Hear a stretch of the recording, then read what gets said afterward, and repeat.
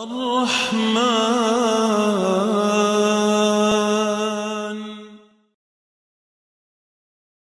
Bismillahirrahmanirrahim. Assalamualaikum warahmatullahi wabarakatuh. Alhamdulillahil karimir rahman, 'allamal Qur'an, khalaqal insana 'allamahul bayan. Asyhadu an la ilaha illallah wahdahu la syarikalah wa asyhadu anna Muhammadan 'abduhu wa rasuluhu la nabiyya ba'dah. Subhanaka la ilma lana illa ma 'allamtana innaka antal alimul hakim. Allahumma zidna ilman wa tuqan wa salahan wa imanan ya rabbal alamin. Allahumma la tazidana ilman illa wa anta zidana huda. Faman izdada ilman wa lam yazdad huda lam yazdad minallahi illa bu'da. Para jamaah sekalian, semoga Allah Subhanahu wa taala senantiasa mencurahkan rahmat dan nikmatnya kepada kita semua, dan semoga Allah Subhanahu wa taala senantiasa menjaga kita dan memberikan kesehatan pada para jamaah sekalian. Pada kesempatan kali ini kami akan mencoba untuk berbagi.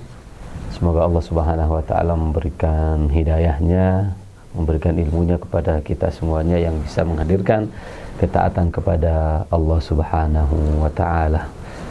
Dalam kajian tadabbur masih dalam surah Al-Fatihah, di pertemuan sebelumnya sudah dibahas tadabbur ayat pertama dalam pandangan Imam Syafi'i dalam surah Al-Fatihah. Bismillahirrahmanirrahim. Dan pada kesempatan kali ini saya akan melanjutkan pada ayat kedua. Bismillahirrahmanirrahim. Alhamdulillahi rabbil alamin. Alhamdulillahi rabbil alamin adalah pujian yang sepantasnya hanya kita ucapkan kepada Allah Subhanahu wa taala. Alhamdulillah. Pujian ini hanya untuk Allah Subhanahu wa taala. Li'annahu rabbul alamin. Karena Allah Subhanahu wa taala sebagai Rabb, pengawas, pengontrol, pencipta al-alamin, semua alam yang ada di muka bumi ini. Allah Subhanahu wa taala pantas dan wajib untuk kemudian kita puji karena semua limpahan nikmat, semua penciptaan yang ada, al-alamina, alamul malaikah, alamun nas, alamud dawab, adalah semua alam yang bagi Allah Subhanahu wa taala adalah makhluknya yang wajib dan sepantasnya untuk kita selalu memujinya. Alhamdulillah atas semua nikmat, alhamdulillah atas semua rahmat, alhamdulillah atas semua kasih sayang dari Allah Subhanahu wa taala. Ada perbedaan antara kalimat alhamdu dan asyukru. Alhamdulillah wa syukrulillah. Kadang alhamdulillah menjadi kalimat, alhamdu menjadi kalimat yang umum, lebih umum dari kalimat asyukru. Tapi kadang alhamdu menjadi khas, menjadi kekhususan, lebih khusus ketimbang asyukrulillah. Kalimat alhamdu kadang lebih umum daripada kalimat asyukru. Begitu juga dengan sebaliknya. Ada kalimat asyukru yang menjadi lebih umum daripada kalimat alhamdu. Alhamdu menjadi umum karena itu berkaitan dengan sifat-sifat seseorang dan sifat-sifat yang ada pada dirinya. Seseorang yang kemudian mendapatkan pujian, ya, disertai dengan penyebutan sifat-sifat baik, ya, baik yang berkenaan dengan dirinya sendiri ataupun berkenaan dengan pihak lain. Ini alhamdu. Alhamdu menjadi khusus, lebih khusus daripada asyukru, karena alhamdu hanyalah pada tingkat ucapan saja. Kalau asyukru menjadi lebih umum, lebih dari alhamdu, karena asyukru tidak hanya sekedar ucapan, tapi dia juga dirangkaikan dengan perbuatan dan niat. Asyukru menjadi lebih umum karena tidak terikat dengan sifat-sifat pada pihak yang lainnya.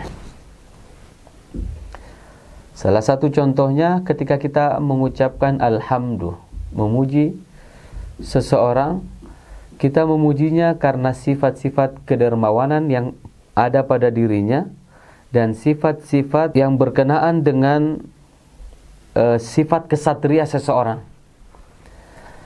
Kalau asyukru hanya berkaitan dengan kita mengucapkan syukran, ucapan terima kasih kepadanya karena sifat kedermawanannya, tapi bukan karena sifat kesatriaannya. Inilah yang membedakan antara kalimat alhamdu dengan asyukru. Lillah, hanya kepada Allah Subhanahu wa ta'ala yang pantas untuk kemudian kita mengucapkan memuji, karena semua penciptaan yang ada di langit, yang ada di bumi, dan yang ada di antara keduanya hanyalah ciptaan Allah Subhanahu wa ta'ala semata. Allah sebagai Rabb, Allah yang maha mengawas, Allah yang maha memelihara, Rabbun. Dan kalimat Rabb ini adalah milik Allah Subhanahu wa ta'ala. Boleh digunakan kalimat Rabb kalau kita kembalikan secara bahasa lebih umum, tapi harus diidhofahkan dengan kalimat yang lainnya. Tidak bisa berdiri secara sendiri. Misalnya ketika penggunaan kalimat anta rabbu hadzal bait. Kamu adalah pemilik rumah ini. Anta rabbu hadzal qalam. Kamu adalah pemilik qalam ini. Ya, pena ini. Anta rabbu hadhihi surah dan lain sebagainya. Rabb bisa digunakan untuk yang lainnya, tapi harus diidhofahkan dengan kalimat yang setelahnya. Berbeda dengan Allah Subhanahu wa ta'ala. Kalau berdiri sendiri Rabb berarti kembali kepada Allah Subhanahu wa ta'ala. Walau di sini diidhofahkan juga dengan al-alamina. Ya, Rabbil alamin. Al-alamina adalah jamak dari kalimat alam. Ya. Yang saya sebutkan tadi di awal bahwa alam itu ada banyak. Maka Allah Subhanahu wa ta'ala menggunakan kalimat jamak di sini. Ya, menggunakan jamak al-alamina karena meliputi alamul insan, alamul malaikah, alamu al-hayawan, ya, dan alam-alam lainnya yang merupakan ciptaan Allah Subhanahu wa ta'ala. Kenapa alhamdulillahi rabbil alamin penting untuk senantiasa kita lafazkan, kita ucapkan? Karena dengan ucapan pujian kepada Allah Subhanahu wa ta'ala akan semakin menghadirkan keberkahan, akan semakin dilipat gandakan oleh Allah Subhanahu wa ta'ala setiap apa yang kita berikan untuk Allahu Azza wa Jal. Dalam hadis Rasulullah sallallahu alaihi wasallam bersabda, "Ma an'ama Allahu ala 'abdin ni'matan."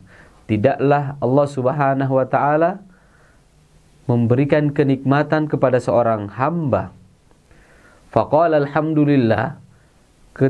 Ketika Allah memberikan nikmatnya, dia mengucapkan alhamdulillah, memuji Allah Subhanahu wa ta'ala, illa kana alladhi u'tiya afdala mimma ukhiz. Kecuali Allah Subhanahu wa ta'ala akan memberikan lebih besar daripada apa yang diambilnya.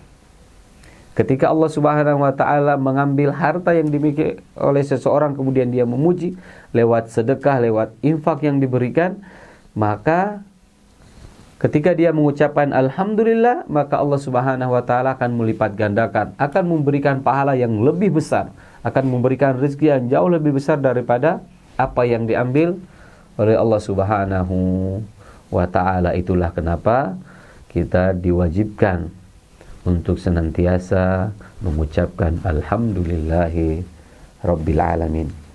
Semoga kesempatan kali ini bisa memberikan tambahan wawasan dan ilmu kepada kita semuanya.